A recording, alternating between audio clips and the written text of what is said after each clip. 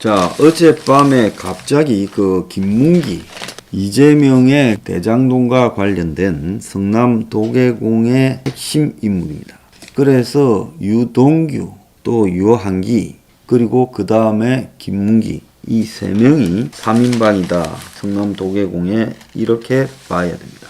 자, 김문기는요, 이 양반이 어제 이제 자살한 것으로 보이는 극단적 선택을 했다고 어젯밤에 늦게 보도가 나왔습니다. 성남 도시개발공사 자기 집무실에서 숨진 채 발견이 됐다는데요.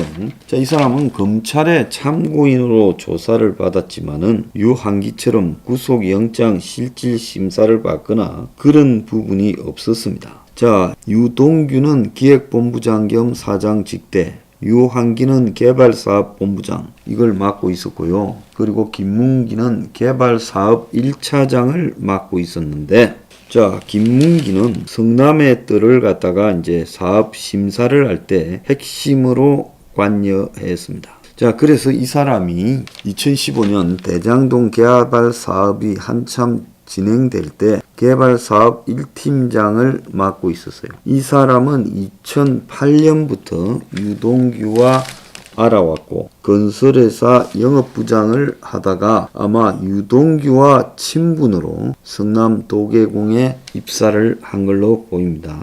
그래서 이 김문기가 이 성남의 뜰이 컨소시엄 우선 협상 대상자로 지정이 될 때 그때 평가위원으로 참여해서 1, 2차 평가에서 성남의 뜰이 선정되도록 만점에 가까운 점수를 몰아주었다는 겁니다. 그래서 산업은행 컨소시엄이나 메리처 정권 컨소시엄을 제치고 하나은행이 중심이 된 사실상 화천대유가 주도하는 성남의 뜰 컨소시엄이 선정된 거예요. 자, 그래서 그 선정 과정에서 지금 의혹이 있었고 또 그해 5월에 사업 1팀 실무자가 사업협약서 검토 의견서에 초과이익 환수 조항을 넣었다가 7시간 만에 삭제되는데 관여한 게 아닌가라는 의심을 받고 있었어요.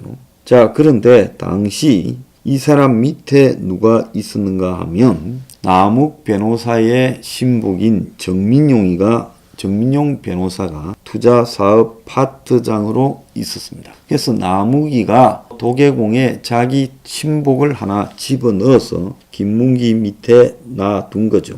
그래서 이 정민용이는 나중에 유동규하고 홀딩스라 해가지고 회사까지 하나 차린 그 인물이잖아요. 지금 불구속 기소돼 있죠. 그래서 초과이익 환수 조항 삭제를 정민용이가 삭제를 요구했고, 그래서 사업협약이 처음대로 수정 없이 그대로 진행되었는데, 직급상으로는 김문기가 정민용이 위에 있지만 김문기는 이 대장동 핵심인 유동규를 통해서 정민용이가 사실상 지시를 받으면서 정민용이가 끌고 가는 부분에 대해 자기가 이걸 제재하지 못한 채 수천억의 초과 이익을 보도록 허용해 줬다는 겁니다. 그리고 김문기는 성남의 뜰에서 사회이사를 맡기도 했고, 일각에는 정민용이가 어제 불구속 기소가 됐어요. 그래서 김문기가 압박을 받을 것이다. 그래서 대장동 수사팀이 정민용이를 배임, 술해 등의 혐의로 불구속 기소를 했습니다. 그래서 현재 이제 공사에서도 정민용이한테 김문기가 내부 자료를 보여줬다. 자, 정민용이가 올 초에 퇴직했잖아요. 대장동 의혹이 이제 불거지기 직전에 퇴직한 정민용이가 다시 들어와서 김문기가 그 대장동 자료를 정민용이한테 보여줬다라는 의혹 때문에 공사에 감사를 받아왔어요. 자, 그래서 지난 9월 25일 날 김문기가 당시 심사 자료를 보고 싶다는 퇴직한 이제 변호사 역할을 하는 정민용의 요청을 받고 현장에 있던 직원 2명이 참석한 가운데 심의 결과를 보여줬다는 거예요. 그래서 그 이후에 퇴직한 직원이 어떻게 내부 자료를 볼 수 있느냐, 이렇게 되면서 감사 대상이 됐고 조만간에 징계를 받게 되고 아마 해직이 예상이 되었던 걸로 보입니다. 지난번에 그 자살한 유한기는 고향에서요. 이재명 후보 등 윗선의 뜻이라고 밝히면서 황무성 사장 사퇴 압박을 한 장본인으로 지목되고 그는 유서를 남기고 자살했는데 그 유서가 가족의 반대로 공개되지가 않았죠.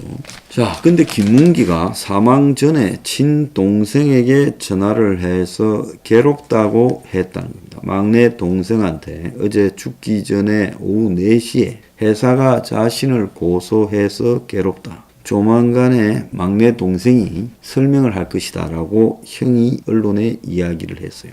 성남도시공사가 어떤 이유로 고소를 했느냐라는 질문에 대해 왜 고소를 했는지 가족도 모르겠다. 동생에게 책임을 전가하려는 것 같아. 동생은 금전적인 문제도 없다. 이 회사에서 유일하게 내 동생을 고소했다는 것은 몸통을 놔두고 꼬리를 자르려고 한 거 아니냐. 자, 친동생도 윗사람은 하나도 없고 혼자 남은 형 김문기 처장만 고소했다. 형은 거기에 너무 충격을 받았다. 유서를 안 남길 사람이 아닌데 어디 있을 건데 이래서 억울해서 어떻게 사냐. 이런 말을 했습니다. 그런데 지금 이번에 그 김진국입니까? 민정수석이 사퇴를 했어요. 그 아들이 각 회사에 원서를 내면서 아버지의 뭐 덕을 좀 보게 될 것이다라는 황당한 짓을 했고 그래서 그 결과로 책임지고 사퇴했습니다. 그런데 그 김진국 수석의 형이 뭐라고 했는가 하면 제 조카가 고등학교 때부터 조현병이라는 정신분열증을 앓고 있어가 15년간 삼성병원을 입원 퇴원했고 정상적인 사회생활을 하고 지내지 못했다며 김진국이 진행해 페이스북에 남긴 글이 공유되기도 했다는 거예요. 원래 이 김진국은 노무현 때 민정수석이던 문과 함께 그 밑에서 법무비서관을 했다는 거예요. 그러면 좀 제정신이 아닌 아들이 회사에다가 그걸 보냈다면 글쎄요, 그게 쫓겨날 이유까지 될 건가라는 부분인데 어제 몇 가지 일들이 있었습니다. 김진국과 대장동 그리고 이재명이 연결되는 고리에 관한 이야기들이요. 어제 원희룡이가 정책총괄본부장인데 인터뷰를 해서 김문기가 자살한 것과 관련해서 윗선의 개입과 압박이 있지 않았을까 의심스럽다. 자, 김문기가 퇴근 후 아내에게 최후를 암시하는 장문의 문자 메시지를 보냈다. 그래서 사무실에서 직원들을 다 내보내고 숨진 것만 봐도 무엇인가 심한 압박을 느꼈던 걸로 보인다. 그러면서 유한기도 죽고 김문기도 죽은 것도 같은 맥락인데 유동규가 함께 성남시를 대리해서 지금 대장동을 갖다가 해온 핵심 인물 2명이 극단적 선택을 했고 유동규도 깜빵에 가기 전에 정진상이 그리고 백종선이 뭐 이런 사람들과 연락을 했다. 뭐 그런 이야기도 있지요. 자, 그래서 이 2명이 지금 화천대유와 관련해서 돈을 받았다 하더라도 쥐꼬리만한 거죠. 전체 이익에 비하면.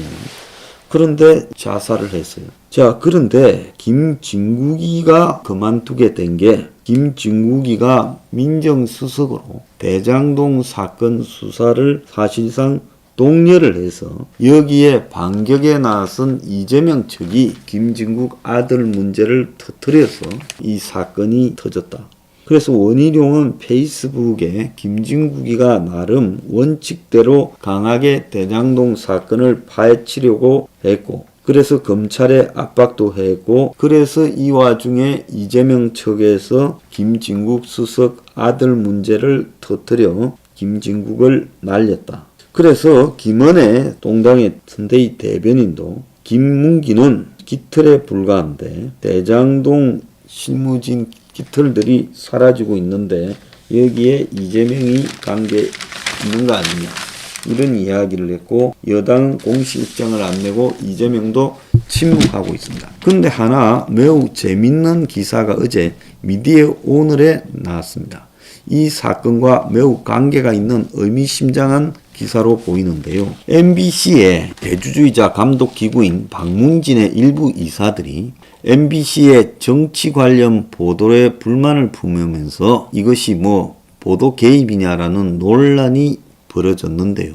어제 이제 이사회를 해서 2022년 운영 계획안을 보고받았는데 MBC 박성재 사장이 출마했는데 몇몇 이사가 지금 뉴스데스크 보도를 지적을 했어요. 김도인 이사가 박성재 사장에게 9월 14일 대장동 의혹을 MBC가 어떻게 보고했는지 한 번만 봐달라. 다른 방송사와 차별화되게 이재명을 옹호하고 있다. 고발 사주나 김건희의 보인 태도와 정반대다라고 말하며 9월 14일 조선일보가 일면에 이재명표 대장동 개발 참여사 3년간 배당금만 577억이라는 의혹을 보도한 다음 날인데 이재명이는 회견을 열고 자신 의혹을 반박하며 조선일보 정치 개입하지 마라 했는데 이를 다룬 뉴스데스크 기사가 이재명 대장동 특혜 정명 반박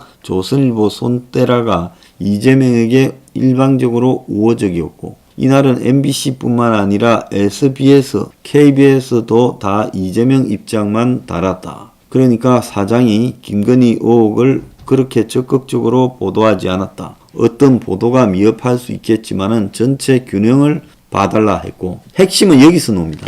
김진국 아들 보도와 관련된 문제 제기가 있었는데 김진국 아들이 아버지가 민정수석이니 많은 도움을 드리겠다. 입사 지원서를 이렇게 써냈다는 20일자 그 MBC 뉴스데스크 단독이라는 이름으로 아버지가 민정수석 많은 도움을 드리겠다. 아들의 입사 지원서에 대해서다. 라는 기사가 나왔어요. 이후 김진국 친형을 통해서 아들이 조현증 정신병을 앓고 있다라는 입장이 알려졌는데 박스나 이사는 과거 김진국 수석과 변호사 생활을 같이 하며 그 사람 아들이 고등학교 때부터 정신적 문제가 있었다는 걸 개인적으로 잘 알고 있었다. 자녀 입시나 취업에 대한 비리 사항과는 다르다는 사실을 장삼 이사도 안다고 생각을 하는데 권력형 비리였는지 공정성 의문을 느끼고 보도할 가치가 있었는지 등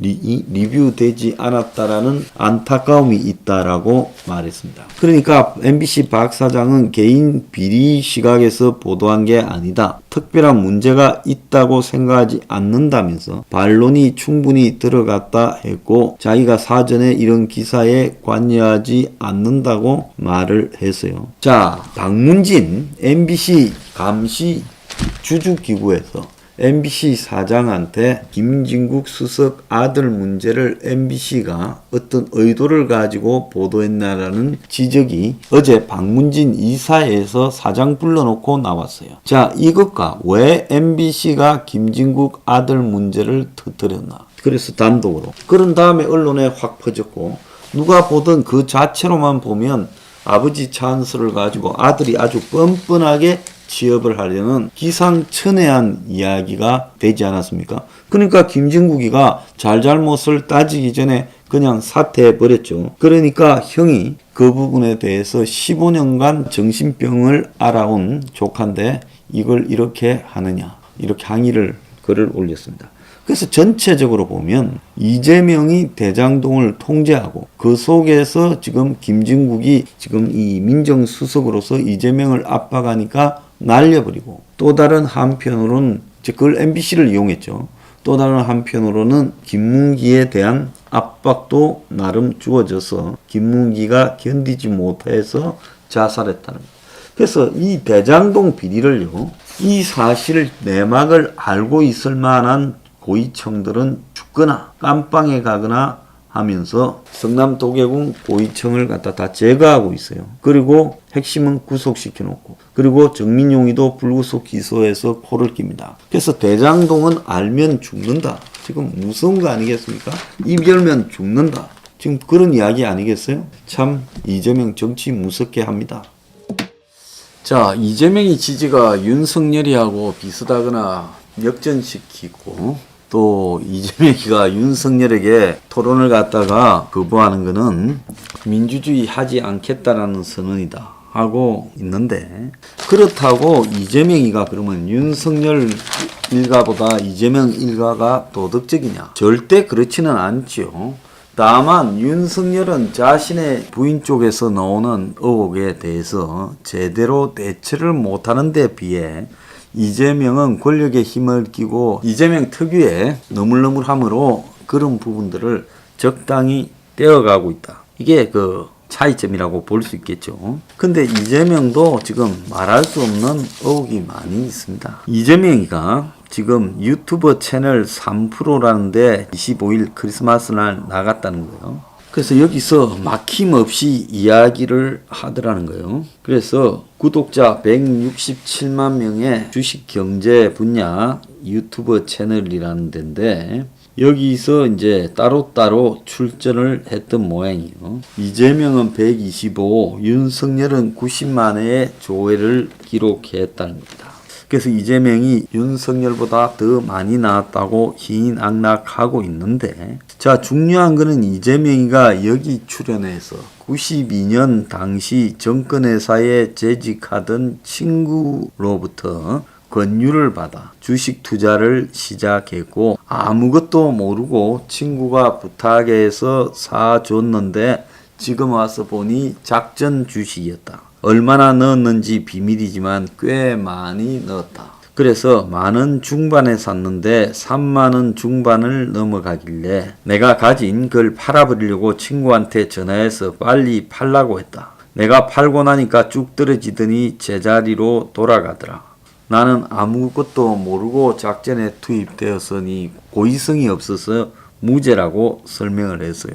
자, 이 사람은 인위적인 주가 조작은 소액 투자자의 피땀 흘린 돈을 가로채는 중대 범죄라고 이야기를 한 바 있는데 국민의 동당이 이 문제를 거론하며 공세에 나섰습니다. 중대 범죄도 고의가 없으면 무죄라는 이런 궤변을 삼고 있느냐. 네가 주식해서 돈을 벌은 주가 조작 공범이다. 이렇게 말을 했습니다. 또 이재명이가요, 2006년, 2010년 경기 성남시장 선거를 할 때 그를 도왔던 한국하우징기술 김인섭 대표라는 사람. 이 사람은 그 백현동 개발 사업에서 이 사람이 들어가서 이걸 연결 성공시켰고 또 지분을 상당히 받는 걸로 소송까지 갔다. 그 사람입니다. 근데 이 사람이 사장 재임 시절 성남시에서 55개의 계약 및 공사를 수주했다는 거예요. 그래서 김인섭의 친동생이 운영한 주식회사 관영 ENG가 2011년 9월부터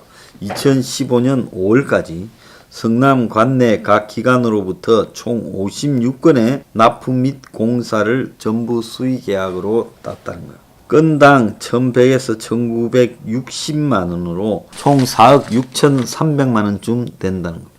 그래서 이 관영 ENG는 사명을 현재 이름으로 2011년에 변경하고 울산에 있던 본점을 형 김 전 대표 사무실과 같은 주소로 옮겼고, 그래서 기존에 안 하던 냉난방 설치, 수도 배관 사업을 사업 목적에 집어넣고 법인 이사 명단도 전부 바꿨다는 겁니다.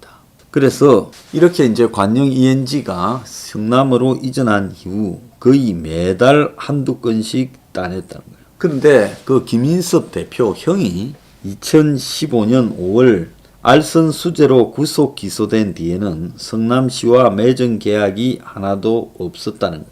자, 이 말은 뭔 말이겠어요? 알선 수재로 구속되고 난 뒤 뒤지다 보면 성남시 이재명이 것까지 나가게 될까봐 올 스톱했겠죠. 그때는 박근혜 정권 됩니다. 자, 김문기를 모른다고 하는 이재명이요, 성남시장에 있을 당시에 2015년 12월에 김문기 처장한테 대장동 개발사업 경영 실정 개선 유공으로 성남시장 표창을 수여했다는 겁니다. 그 증거로 당시 이재명이 김문기에게 수여한 표창장 사본이 공개됐어요. 자, 김은혜 의원이 국민의 동당에 확보한 당시 공적 심사 조서에 따르면 김문기는 2013년 11월 공사 입사 이후 개발사업본부 주무부처의 총괄 책임자로 모범적인 역할뿐만 아니라 공사의 위상 제고 및 발전에 기여한 공이 크다면서 특히 대장동 결합사업, 위례 신도시 개발사업 등 김문기 처장의 대표 성과로 이렇게 인정이 됐다는 거예요. 표창 인원은 총 10명으로 공적 심사위원회 심의를 거쳐 석방이 됐다는 겁니다.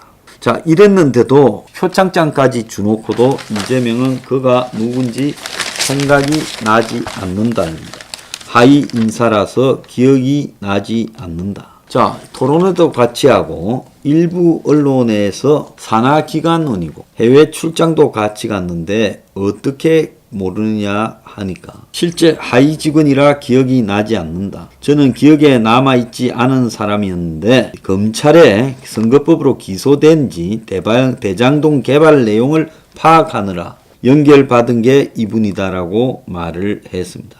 오늘 아침에 보면요, 이재명이가 이 호주하고 뉴질랜드 간 것도 2015년 1월에 이것도 방문 목적이 판교 트램 개통에 따른 벤처마킹이었는데 거기에 유동규, 김문기와 성남시 공무원 다 이래 같이 갔지요. 자, 그런데 김문기가 지금 자살을 하자 산하기관이라 기억이 안 난다고 한 이재명의 말이 논란인데 이재명은 이때 놀러 간 게 아니라 공무상 출장 간 거라 했는데 가만히 보니까 출장보다는 놀러 갔다는 겁니다. 자, 연락이 닿은 내부 상황을 잘 아는 관계자는 트램 벤처마킹이 목적이었다면 방문한 나라의 관련 부처와 그 부처 사람을 만나야지 그런 일정이 전혀 없었다. 출장 계획서에는 호주 뉴질랜드 교통체계와 관광 벤처마킹이라고 적어놓고는 대부분 트럼 견학과 시장 관광지 방문 일정 등으로 끝이 났고 출장 이후 시의회에 제출한 보고서에서도 은퇴한 트럼 엔지니어 출신인 박물관 자원봉사자나 트램 차장을 만났다는 내용만 나와있지 사업을 주도한 관련 부서나 업계 관계자를 만났다는 내용은 나와있지 않다는 겁니다. 그러니까 아마 내 생각에 대장동 개발 사업이 이제 본격적으로 시작될 때 대장동 문제를 좀 밖에 나가서 깊숙하게 논의하러 간 거 아니냐. 지금 그렇게 봅니다. 자, 이러니까 지금 거수기당에서는 이재명이 김문기를 설사 알았다고 한들 대단한 일이냐. 이런 식으로 뻔뻔하게 이야기를 하고 김문기 번호가 폰에 있지만 기억이 없는 사람이다. 이렇게 궁색하게 답하고 있습니다.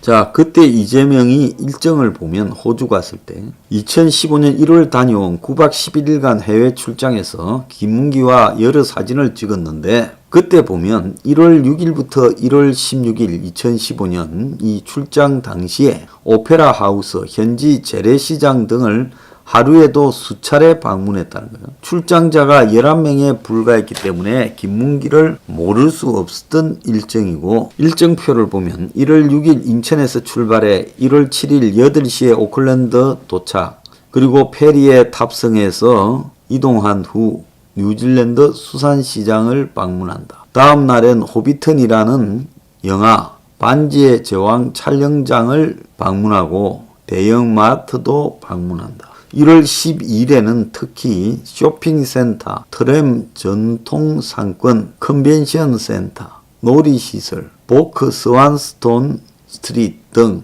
1시간 단위로 일정이 쭉 늘어져 있다는 겁니다. 14일에는 하버 브릿지, 수산시장, 재래시장, 시드니 타워 및 동물원도 함께 있다고 합니다. 심지어 출장에 동행한 해당 공무원들의 동료에 따르면 관광은 물론 방문단을 두 팀으로 나누어 운동까지 했다라는 의혹 제보까지 있어요. 자, 김문기 어머니가 어떻게 모를 수가 있냐고 한탄을 했다는데요. 장례식장에서 이재명은 거짓말이 점점 꼬여가는 것 같습니다. 적당히 거짓말 좀 하지 이제 수습 불가가 돼가고 있어요. 자, 이재명이요 한국의 정치를 거의 무속처럼 이야기를 하는데 갈수록 뻔뻔해지고 있습니다. 그런데 지금 이재명의 부인 김혜경을 갖다가 보자 하는 경기도의 별정직 5급 배소연이라고 있죠. 그 밑에 있는 7급이 지금 폭로를 했지 않습니까? 그런데 그 5급의 지인이라고 하던 김씨가 있었죠. 흔히 A씨로 이렇게 지금 통칭되는 김씨가요. 이 사람은 기무사에 지금 이 성남의 지역정보요원으로 한 15년 이쯤 일을 한 걸로 나와요. 그래서 국군 수도병원이 성남에 있으니까 이재명의 아들이 국군 수도병원에 장기 입원할 때 어떤 식으로든 연결되지 않았겠냐. 그게 2014년이다 이렇게 알려지고 있습니다. 그런데 지금 이 사람이 죽은 김 씨가 지금 죽은 채 발견된 그 집이요. 배소연과 그의 어머니 손 씨가 공동 소유하던 집이에요. 2014년에 샀다고 하죠. 1층은 상점, 2층은 2개 호실, 3층과 4층은 각각 1개 호실인데, 자, 그런데 이 지역 주민들의 이야기를 들으면 배소영과 순진 김 씨는 이 빌라 3층에서 같이 살았다. 그러니까 배소영과 이 김이 동거를 했다라는 이야기입니다. 그래서 이 빌라의 한 세입자는 이 건물 관리인은 3층에 사는 여성 배소연 씨고 김 씨도 자주 봤다. 그래서 건물 옆 주차장에는 김 씨 소유 중형차가 지금 마리부 같아요. 세보레에 주차되어 있다는 겁니다. 그래서 또 다른 지역 주민은 배소연이 3년 전부터 이곳에 살기 시작했고 김 씨도 역시 이곳에 살았다. 그러니까 이 내용이 지금 나오는 게 2017년에 김 씨가 이혼을 했어요. 기무사 요원 김 씨가요. 그리고 배와 친밀한 관계를 유지해 왔다고 언론들은 점잖게 이렇게 표시를 하는데 사실은 두 사람이 동거를 한 걸로 봅니다. 그래서 김 씨가 배 씨 소유의 집에서 3년 동안 거주를 했고 실제 이 배소연도 이 집에 살았고 그래서 두 사람이 같이 산다라는 이야기가 나오는 겁니다. 자, 46세 먹은 남녀가 같이 사는데 그걸 뭐 동거라고 안 하고 뭐라고 표현하겠습니까? 그래서 이 김 씨가 배 씨하고 이런 관계이기 때문에 경기도 경제과학진흥원이라는 산하단체에 비상임 이사로 하나 넣어주는 것도 배소연의 역할이었다라고 이야기를 하고 있어요. 그래서 죽은 김 씨가 이재명이 경기도지사였던 2020년 말부터 경과원이라는 경기도 경제과학진흥원의 비상임 이사를 활동을 했는데 국민의힘에서는 이 관련 활동이 전혀 없고 기무사 경력이 다인 이 김 씨가 어떻게 비상임 이사가 됐느냐. 그리고 경과원 관계자들은 비상임 이사는 경기도지사 추천을 받은 위원 7명으로 구성된 임원 추천위원회에서 심사한다. 친분으로 임명될 수 없다고 해명했지만 결국 그렇게 됐어요.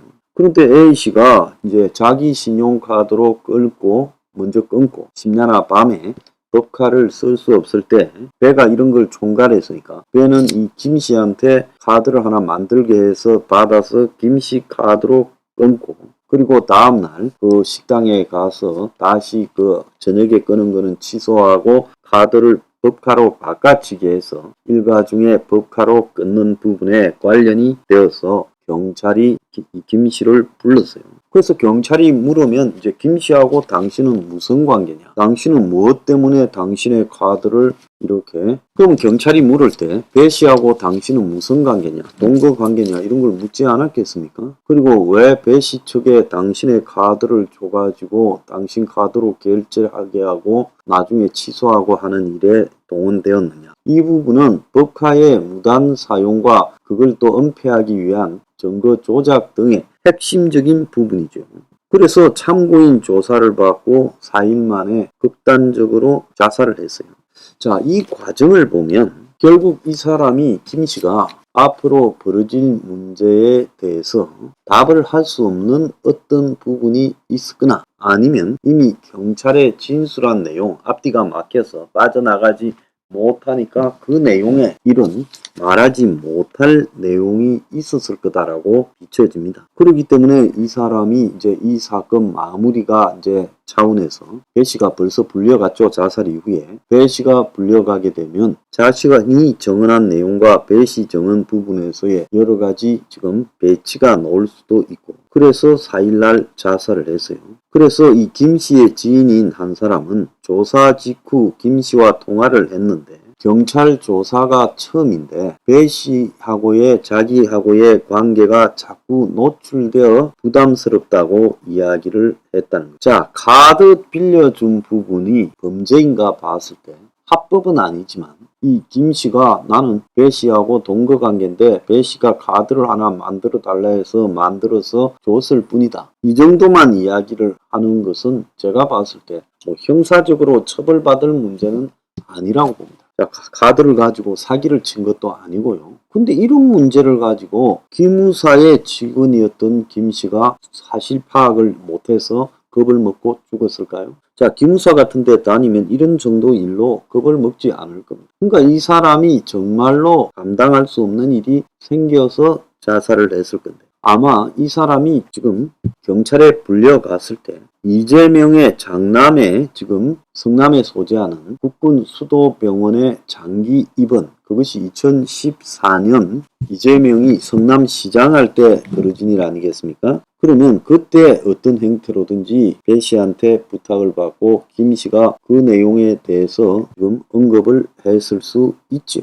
자, 그래서 지금 배 씨는 도대체 김혜경과 어떤 관계로 쭉 이어져 왔냐 하는 것도 크게 의문이고, 그 다음에 배소연이 명의의 다가구 주택에서 지금 엄마하고 이 공동명의지만 사실은 엄마가 84세예요. 그래서 배소연이 지명이라고 봐야 될 건데 한 집에서 살고 카드를 빌려줄 정도고, 자, 그런데 김씨 지인에 따르면 배씨와 결혼한 관계는 아니었는데 결혼한 줄 알고 있었다라고까지 말할 정도니까 주변 사람들은 이 두 사람의 관계가 지금 굉장히 궁금하겠죠. 자, 죽은 김씨는 기무사의 부사관 출신입니다. 상사였어요. 기무사 상사는 흔히 뭐 대령이라고 이렇게 부르기도 하죠. 2009년부터 2018년까지 10년쯤 기무사 성남지역 담당 정보요원으로 있었고, 이게 2010년부터 2018년까지 성남시장으로 재임한 이재명과 재임 기간이 겹쳐요. 그래서 당시 정보기관에서는 이재명의 대공 혐의를 캐고 있었다. 그때 이제 이명박 박근혜 정권 때니까 이재명이 성남에 뿌리를 내린 종북 세력과 가깝지 않겠는가, 그런 소문들이 좀 돌아다니고 있었죠. 자, 그래서 경기 동부연합과 가깝지 않냐, 이런, 그래서 이제 이 종북 세력 일부가 이재명의 성남시에 들어가서 이 각종 사회적 기업 등을 하고 그런 부분이 이제 이재명에게 흘러 들어가서 이재명이 선제적 대응을 했다라는 소문도 있습니다. 그러면 그 역할을 누군가가 지금 기무사의 빨대 역할을 한 사람도 있지 않을까라는 게 지금 김씨가 가졌을 굉장히 큰 충격이었을 거다. 기무사 김씨가요. 배소연은 2010년에 결혼을 했고 그 외에도 또 추가적으로 결혼을 한 사실이 있다고 알려지고 있나 봐요. 그래서 이 김씨하고는 결혼을 하지 않고 사실혼 상태로 2016년 내지 그 이전, 그러니까 김씨가 이혼하기 전부터 관계가 있었을 가능성이 있어요. 자, 자녀는 없는 걸로 보여집니다. 자, 백종선이라고 이재명의 척근이었던 사람이 있죠. 딸이 가수였나요? 그 사람이 2010년에 배소연의 결혼식을 보면서 감회가 남다른 듯 순박하고 여리디 여린 우리 소연이 첫 모습이 수줍어서 말도 못하고 얼굴도 잘 안 보여주던 순둥이라고 그렇게 표현을 했어요. 34살 때 이제 그 결혼을 2010년에 또 했나 봐요.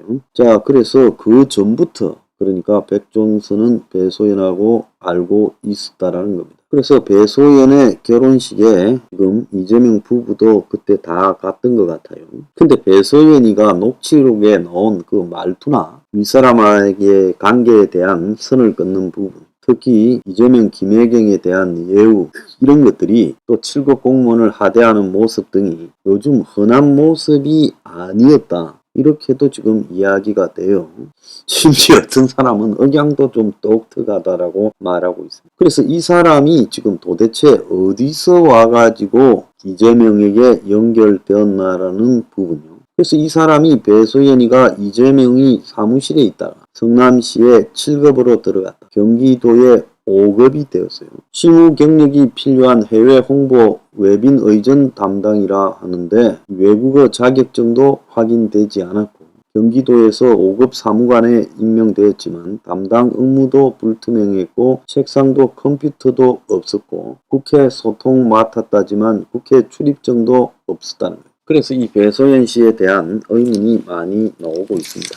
그래서 이거는요 반드시 이 검증이 돼야 되고 배소연에 대한 수사가 강력하게 진행이 돼야 됩니다. 그리고 쌍방울의 전 회장이라는 뭡니까? 쌍방울 전 회장이라는 실질적인 쌍방울 소유주다. 그렇게 소문이 나고 또 어깨 출신이다. 이런 소문도 났던 사람이 있지요. 김씨요. 그런데 이 사람이 6월 초에 출국을 했어요. 이 쌍방울과 이재명 관련해서 이 연관성은 굉장히 오랫동안 제기돼 오지 않았습니까? 그래서 2021년 10월에 변호사비 대납으로 이재명이 고발되고 금융정보분석원에서 수상한 쌍방울 내부 거래 자금이 등장을 하고 그리고 쌍방울 내부 자금 거래 관련해서 수사 기밀이 2022년 5월 말에 수원지검 형사 6부에서 외부로 유출이 되었다. 유출이 되고 난 직후에 6월 초에 쌍방울 소유주 김모가 해외로 출국해버렸고 실소유주죠. 전 회장이고 그리고 6월 23일 날 수원지검 형사 6부가 뒤늦게 압수수색을 했고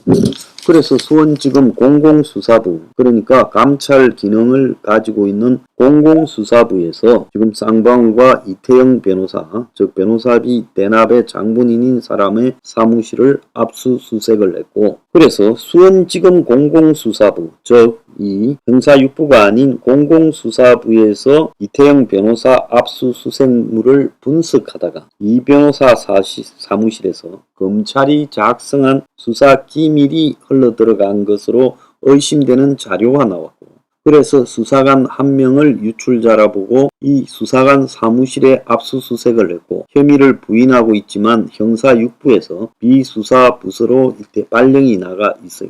자, 그 사이에 쌍방울 실소유자라는 업계는 도망을 갔습니다. 자, 쌍방울 전환 사채와 관련해서는 두 사건이 등장하고 있어요. 변호사비 대납 사건은 이태영 변호사가 이재명의 공직선거 위반 사건 수임료 명목으로 쌍방울 그룹으로부터 3억 현금과 20억 상당의 시비를 받았고 전환사채를 받았고 또 다른 배임 횡령 의혹은 금융정보분석원이 작년 11월에 2020년부터 2021년 내 그룹 내에서 이루어진 전환사채 발행 재매각 과정에서 수십억 원의 이상한 거래가 발견했다는 거예요. 이 두 개를 각각 다른 부서에서 지금 하고 있었다는 거예요. 자, 지금 공소시효가 이 변호사비 대납은 9월 9일이라는데 이게 도대체 수사할 생각이 있는지 없는지 모르겠고 누가 어떻게 이 출국 금지도 하지 않아 가지고 정권이 바뀌었는데 쌍방울 전 김모 회장이 외국으로 나간다는 것. 이재명 주변에 벌어지고 있는 이런 부분을 지금 윤석열의 검찰이 제대로 수사나 대응을 할 능력이 있는지도 저는 의문이 참으로 미스터리하다고 볼 수 있습니다. 자, 김만배가 어제 수원의 그 한 대학 뒷길에서 차 안에서 자살을 시도했다. 그래서 변호사가 신고를 해서 경찰에 119가 출동을 하고 그래서 아주대 병원에서 치료를 받고 있다. 목숨이 위독하지는 않다는 거예요. 부상을 좀 입었다. 자, 최근에 김만배 측근 3인에 대해서 체포가 있었고 또 더 나아가서 압수수색이 10여 곳 있었고 또 김만배의 이 지금 대장동 관련 회계 자료가 최우양이 집과 이 변호사 사무실 압수수색을 통해서 상당히 확보되었다. 그래서 김만배가 지금 대장동 사건의 진실이 드러나고 또 그가 비자금을 갖다가 조성하고 세탁하고 한 돈들이 이 최우양이하고 100억대 그 외에도 또 더 있는 것으로 확인되기 시작하고 김만배의 숨겨놓은 재산도 드러나고 하니까 이 김만배가 지금 자살 소동을 벌인 걸로 보입니다. 그래서 김만배가 이 자살을 시도했다는 것은 그만큼 김만배가 느끼는 압박감이 컸다라는 거고요.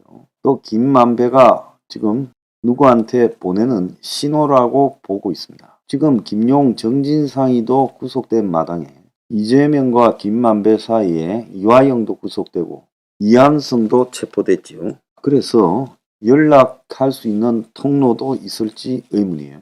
자, 이러다 보니까 지금 막막한 상태에서 이제 그러면 형을 살더라도 돈이라도 수백억 빼돌려 놓고 그리고 나중에 형 살고 나오면 그 돈이라도 먹을 맛에 산다 하더라도 이제 이 돈의 출처에 대해서도 압박에 들어가고 그렇다고 김만배가 가장 자살을 시도한 큰 원인은 밝힐 수 없는 돈의 출처가 드러날까 두려움에 빠져서 자살을 시도했다라고 보고 있습니다. 자살 시도 이후에 김만배의 지금 태도는 좀 바뀔 거라고 봐요.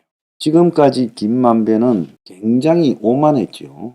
일개 이류지의 기자라고 하기에는 상상을 초월할 정도로 오만했고 최근에 구속 만료 기간이 지나서 석방된 이후에도 법원에서 공격적인 태도로 일관했습니다. 아마 자기가 가지고 있는 50억 클럽 멤버에 대한 자료 때문에 검찰이 자기를 공격하지 못할 거라 생각했는데 그게 깨져버렸어요. 검찰이 공격을 했습니다. 자, 이제 이렇게 되니까 김만배는 50억 클럽의 이 명단과 내용이 장부가 자신을 보호해 줄 거라고 생각했는데 보호해 주지 못한다는 생각이 들자 지금 자살을 시도한 거 아닌가 이렇게 보여져요. 자, 이렇게 몰면 금방 몰리는데 이걸 몰지 않고 지금까지 있다가 이제서 모는 척 하니까 무너지고 있어요. 자, 이재명 주변에는 김문기, 유한기, 이어 이제 김만배까지 자살을 할 뻔한 일이 벌어졌습니다. 자, 김만배가 자살을 하는 과정에 가장 크게 지금 이 작용한 것은요. 쌍방울 그룹 부회장 최우양이 이자가 생활 영어를 좀 하는데 깡패 사이에서는 영어 잘한다고 지보다 급이 높은 김성태 깡패한테 발탁이 되어서 쌍방울의 주요한 역할을 했대요.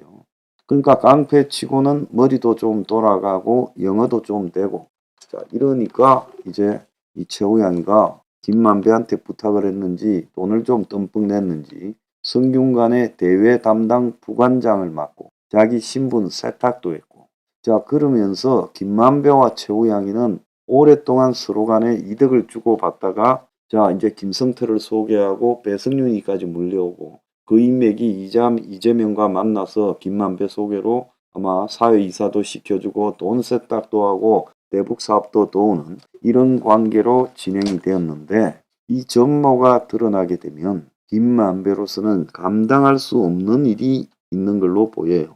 지금 아직 우리가 모르는 드러나지 않은 큰 일도 있을 걸로 보입니다.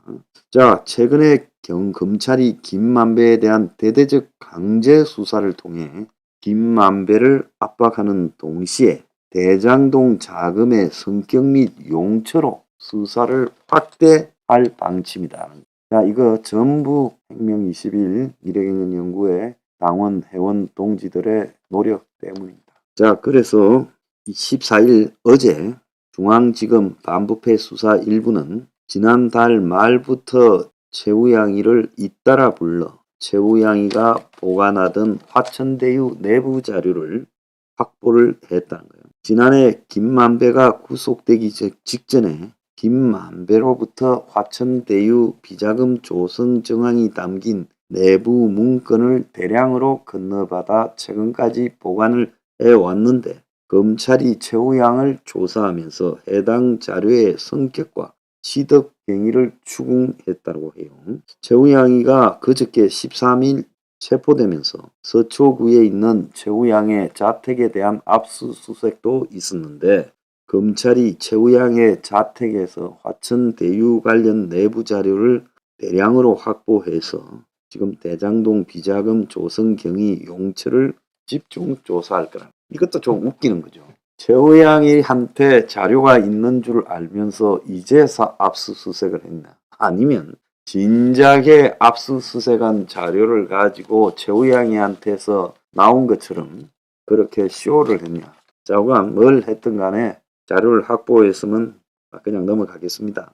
그래서 검찰은 최 씨가 2020년 2월부터 2021년 10월까지 3차례에 걸쳐서 천화동의 1호에서 80억을 받아가서 자금 세탁을 했을 거라고 추정하고 수사를 확대하고 있고 최 씨가 대표로 있는 기업 인수업체를 통해 해당 자금을 받아갔고 그 뒤에 한 비상장 기업을 사냥하는 형식으로 그 자금을 융통했다고 합니다. 조폭 출신의 최 씨는 김만배와 20년 지기로 김만배 도시락 싸 나르고 김만배 이 변호사 회의 주도하고 그래서 김만배 또 오토바이로 구속기각대에서 나올 때 태워가고 김만배를 깍듯하게 이 형으로 모신 자예요.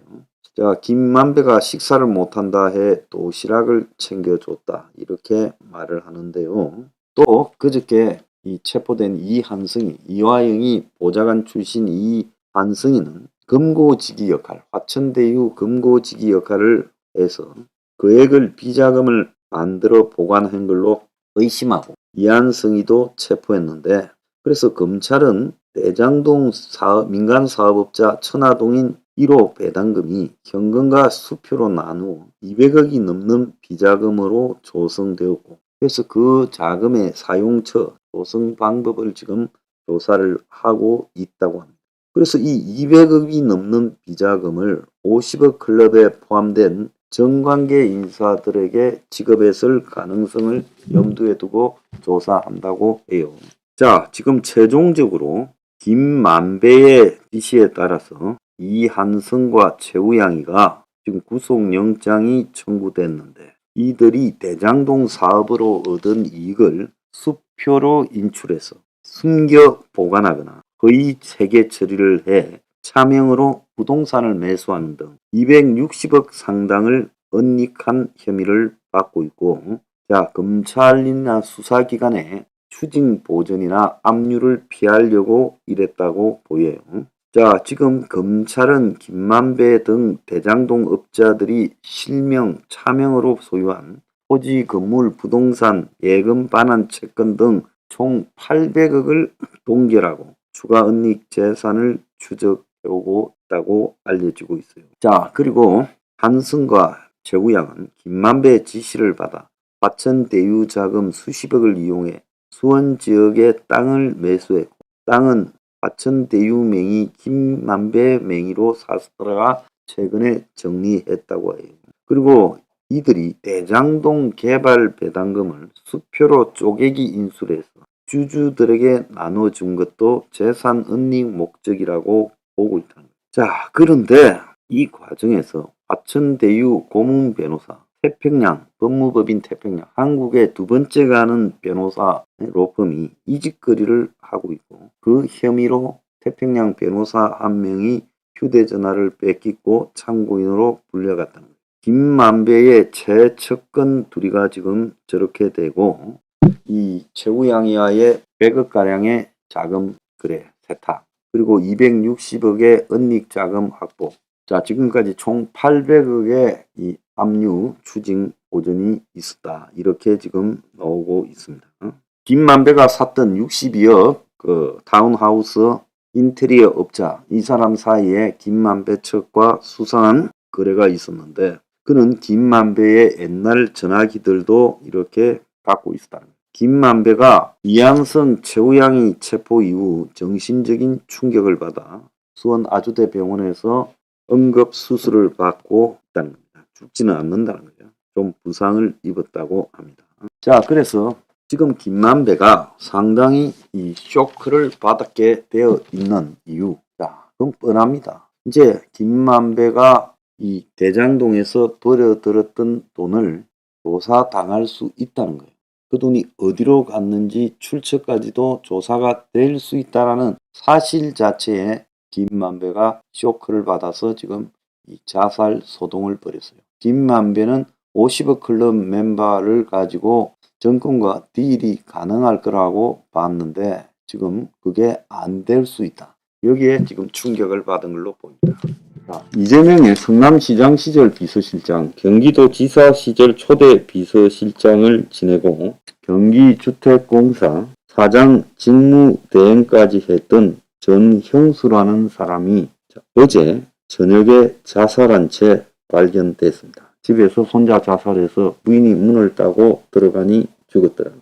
자, 이재명 주변에 지금 유한기, 김문기, 또 이재명 변호사비 대납 의혹을 폭로했던 이모 씨, 또 김혜경의 측근 배 씨의 지인이라는 40대 원사 출신 남성까지 포함해서 총 5명이 지금 사망을 했습니다. 자, 이재명 전 비서실장이 성남FC 건이라든지 또 이재명 집 앞에 있는 GH공사의 숙소라는 사실상 선거 관련자 사무실처럼 이렇게 이용되었던 그런 의혹과 관련이 있어서 입건이 되어서 지금 조사를 받던 사람입니다. 자, 이 사람이 지금 유서에 이재명 대표님 이제 모든 것을 내려놓으시죠 라고 하는 글을 포함을 했다.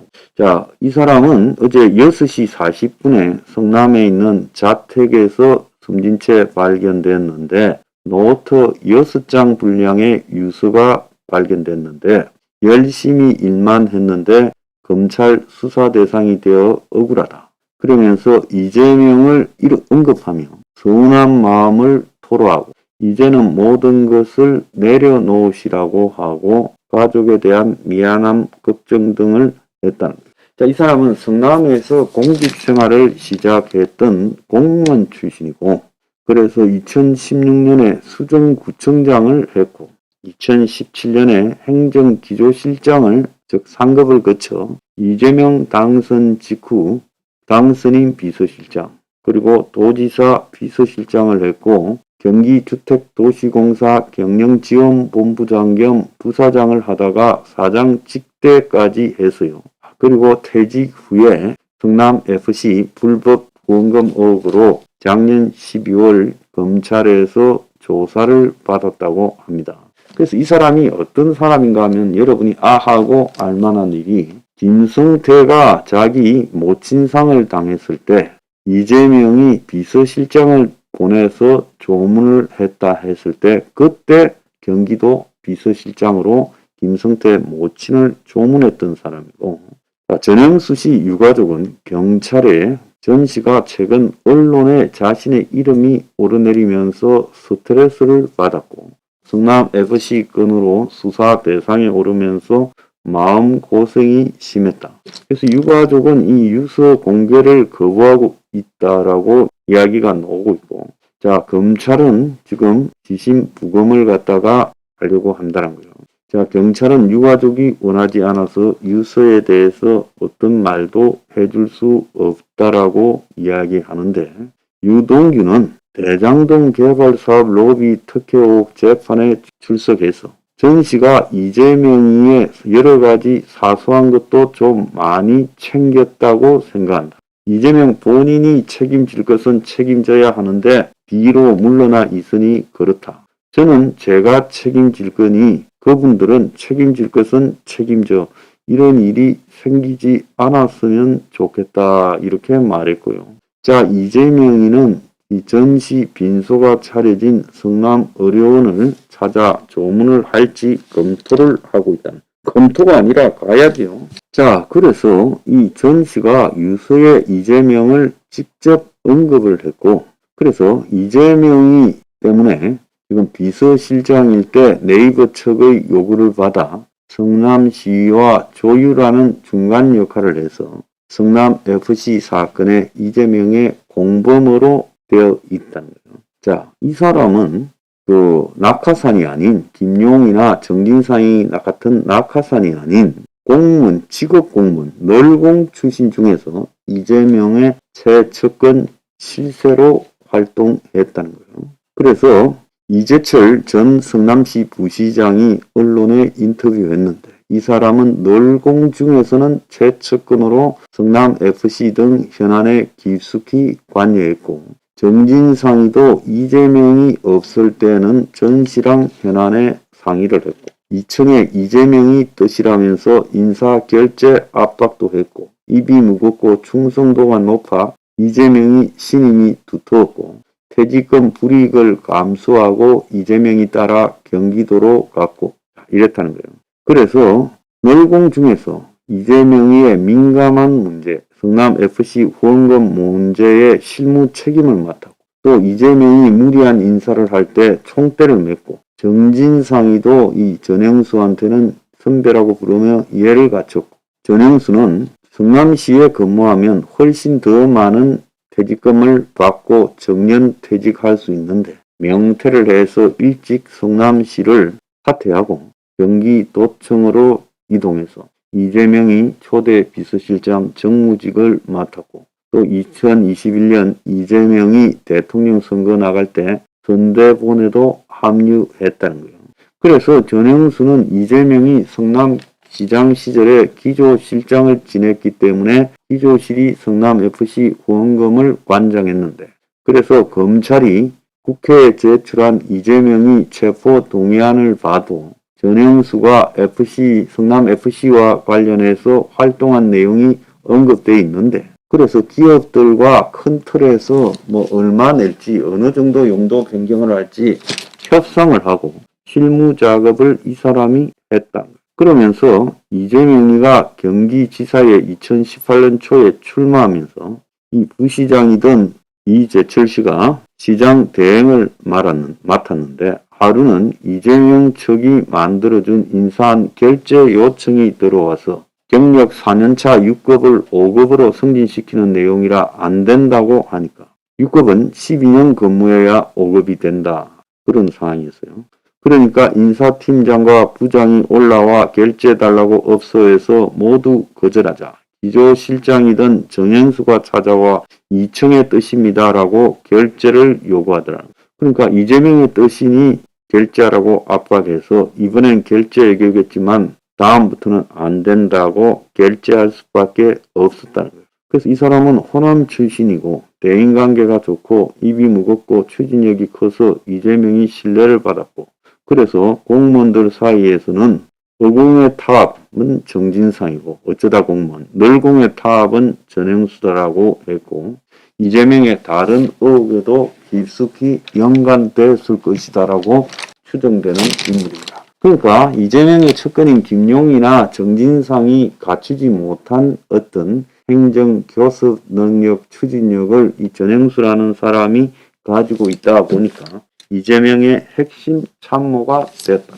그래서 이 사람이 아마 성남 FC 것만으로 자살한 게 아니라 대장동과 관련해서도 관여했을 거고 여러 가지 부분에 관여가 됐을 거랍니다. 자, 그런데 왜 이재명과 관련해서는 유한기, 김문기 그리고 이렇게 자살이 많으냐라고 봤을 때 그건 특징이 있을 거라고 보고 있습니다. 이재명이 사람을 쓰고 궁지에 몰리면 이재명이 그 사람에게 꼬리를 자르고 모른 척 해버리는 부분이 있다는 거예요.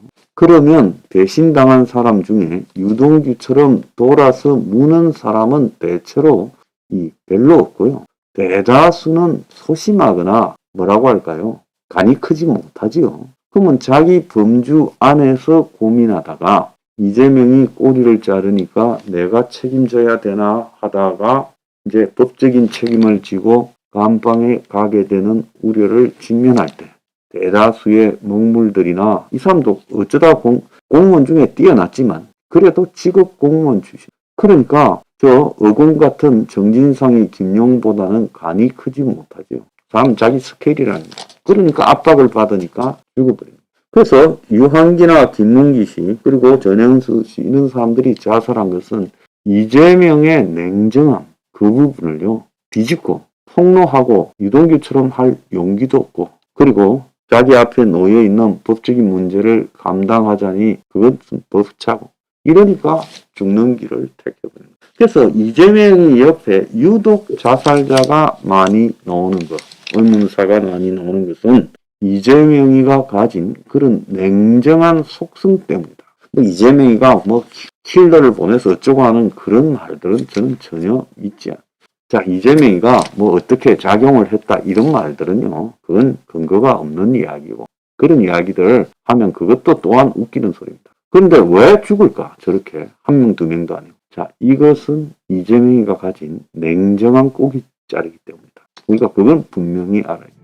자, 이재명이가 지금 또 다른 5번째 그 주변의 죽음이 나옴으로써 위기에 더 몰려가고 있습니다. 이재명은 반일 시 등에 나서면서 자신을 향한 위기를 벗어나 보려고 하는데 지금 이 전행수 씨가 이재명에게 이제 정치를 내려놔라. 그리고 더 이상 희생자들은 없어야 된다라고 말을 하고, 이재명이가 함께 일한 사람들의 그 희생이 없어야 되지 않겠냐라고 극단 선택을 한 전영수 씨가 언급한 걸로 알려지면서, 이재명은 이 검찰에 미친 칼날 때문에 발생했다고 이 방향을 돌리고 있지만은, 자, 전영수 씨의 글 속에는 이재명의 척근들이 다 그에게 책임을 전가하는 부분에 대해서 지금 언급을 한 걸로도